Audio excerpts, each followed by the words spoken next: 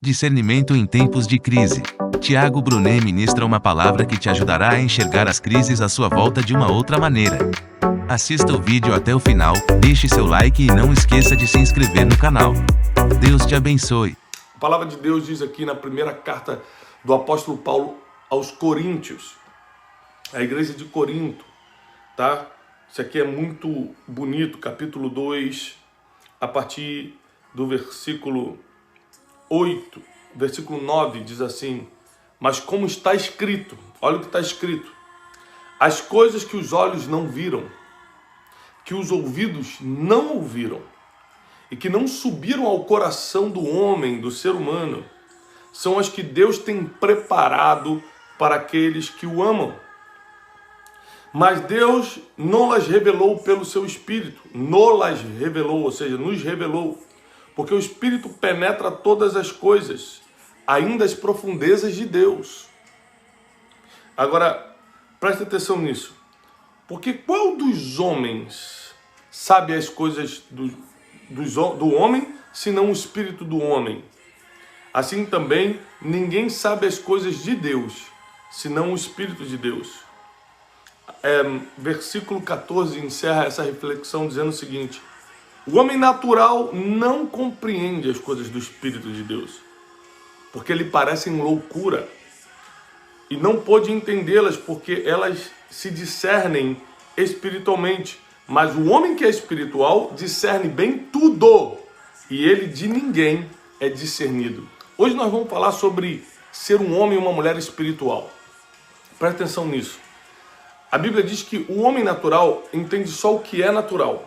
Agora, o homem que é espiritual, não é que ele entende só o espiritual, não. Ele entende bem tudo. Gente, isso aqui é uma chave muito poderosa.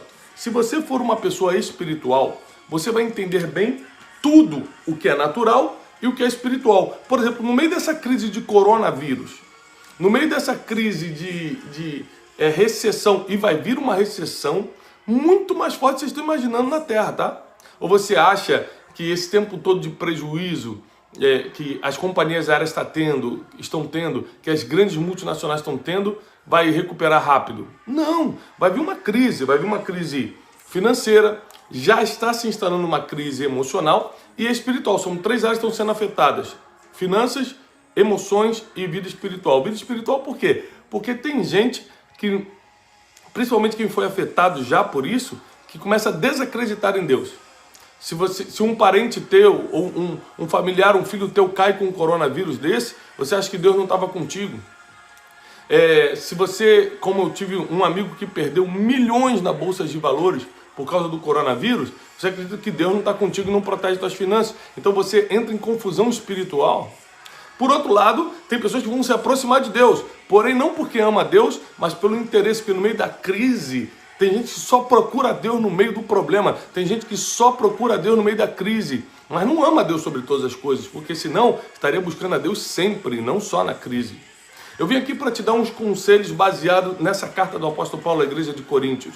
Nós precisamos ser espirituais, porque não é só o que agrada a Deus, é o que vai trazer também proteção para a nossa vida. Presta atenção. O homem natural discerne das coisas da carne. O homem espiritual discerne de tudo. Por que você vai entender só uma parte se você pode entender tudo? Então você precisa estar preparado para tempos de crise. No tempos de crise, fica de pé quem é espiritual, porque a Bíblia diz, como nós lemos, quem é espiritual discerne de tudo. Quem é natural só discerne das coisas da carne. Então como é que você faz para ser um homem ou uma mulher espiritual? Como é que você faz para isso acontecer? Bom, é simples. Quanto tempo você dedica à leitura da palavra e à oração? Eu estou aqui agora num quartinho de oração que eu construí. Botei poucos livros ali, né? Não é uma biblioteca, poucos livros. Botei um sofá, 2 poltronas e um tapete para poder deitar no chão, porque eu construí um quarto de oração para eu e minha família orarmos todos os dias. Porque se nós queremos ser espirituais, não tem outro jeito. Ficar no quarto de oração, trancar a porta do quarto, como diz a palavra, e ficar de joelhos diante da presença do Senhor é mais importante do que qualquer outra coisa. Eu reduzo o tempo de qualquer outra coisa que eu tenho que fazer para poder ter um tempo com Deus, porque eu almejo ser um homem espiritual. O homem espiritual não é o que fala em línguas na frente dos outros. Gente, vamos cortar essa ignorância. O homem espiritual não é o que fica dando aleluia, glória a Deus na fila do banco. Não é isso não. O homem espiritual é o que discerne das coisas do Espírito. E a Bíblia diz, e dele ninguém é discernido, ninguém consegue te discernir, mas você discerne todo mundo. Deus nos deu uma arma poderosa, que é a inteligência espiritual. Inclusive a Bíblia diz em Colossenses isso, né?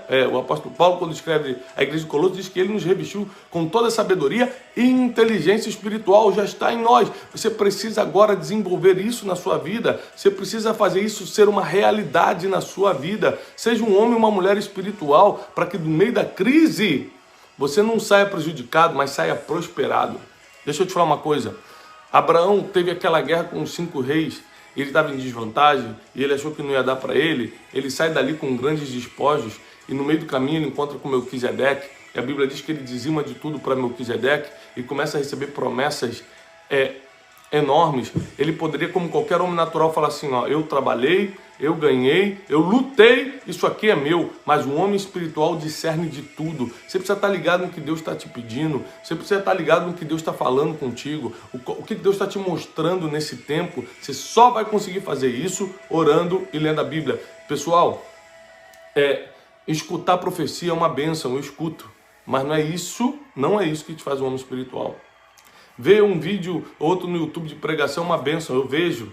Mas não é isso que te faz um homem ou uma mulher espiritual. É estar conectado com Deus diariamente. Então, essa live é uma live de incentivo à leitura da palavra, tá aqui, a leitura da palavra e a oração. Sabe por quê? Eu tenho ensinado já há 4, 5 anos aqui lá no Brasil, sabedoria, inteligência emocional, educação financeira, domínio das suas emoções. Eu tenho ensinado os princípios, eu tenho ensinado sobre fé de superação, você superar problema. Eu tenho ensinado isso. Agora, você precisa entender que isso tudo só tem efeito se você realmente, se você realmente for espiritual. Deus tem um plano na sua vida. Deus tem um plano na sua casa. Deus tem um plano para os seus negócios. Deus tem um plano para esse tempo. E nós não seremos abalados, ao contrário. O vento impetuoso, o vento do Espírito vai entrar na nossa vida e vai nos fazer homens e mulheres espirituais, para que a gente possa aumentar a nossa influência no reino de Deus, para que a gente possa crescer naquilo que Deus nos chamou para fazer. Eu quero te falar uma coisa, essa crise vai vir, já está instalada para te deixar mais forte, para te fazer crescer e prosperar. Toda crise na Bíblia levantou grandes homens e mulheres de Deus, mas esses homens e mulheres de Deus eram homens e mulheres espirituais. Eu estou aqui nessa manhã de domingo te incentivando a ser um homem e uma mulher espiritual, um homem e uma mulher que lê a Bíblia, que ora. Sabe por quê? Eu acredito em coisas naturais, é claro. Profissionalmente, eu sou mentor de empresários, jogadores de futebol, eu sou treinador de vida de muita gente influente pela misericórdia de Deus. Então eu acredito em educação financeira, eu acredito na inteligência emocional, na neurociência, acredito tudo nisso. Só que isso só tem efeito real se você estiver fincado na palavra de Deus e ligado em oração. Porque o mundo espiritual é muito mais forte que o mundo natural. Porque quem discerne das coisas do Espírito consegue discernir todas as outras coisas. Agora, se você só discerne da educação financeira, se você só discerne da inteligência emocional, você só discerne de coisas naturais. Para que você vai discernir só uma parte da vida se você pode discernir todas as coisas, diz a palavra? Paga o preço de oração. Sabe por que é preço? Porque não é fácil. Sabe por que é preço? Porque exige tempo. Exige dedicação, é você se trancar no teu quarto, independente dos compromissos que tem, independente se já está atrasado ou não, independente das coisas que estão na tua cabeça, eu estou cheio de tarefa, estou cheio de preocupação, e você se ajoelhar e só levantar quando Deus falar contigo.